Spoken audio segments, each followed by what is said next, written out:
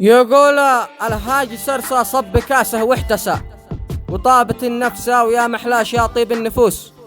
ما انسى ولا بنسى وقولوا للخوي اللي نصاب الصمت بالخمسة بانه الشخص عباد الفلوس. كذاب ومندسى وعايب بالعيب اكتسى وكان بالامساء عسل في راس موس. يا دولة النمسا كفى جيب المواطن فلسة باناش تشبسة وبس يا وقت كفينا دروس.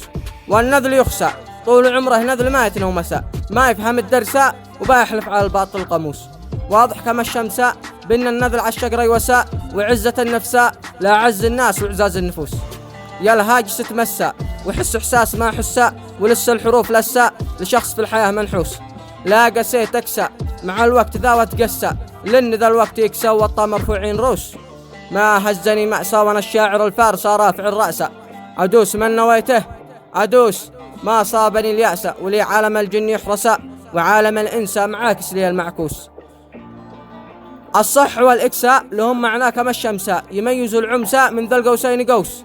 لي راس يابسة طلاميسه تطلمس بالمساء من يلمسه لمساء يهسهس له حروفه هسوس. من باي نافسة ويرد بالسين والألف لا عسى ما بسجني يحبسا عند شياطين النجوس. للشعر أنا مدرسة غاطس في محيط الأطلساء أقيسه مقايسة ولحنه على ما دجر النفوس. وسلامتكم.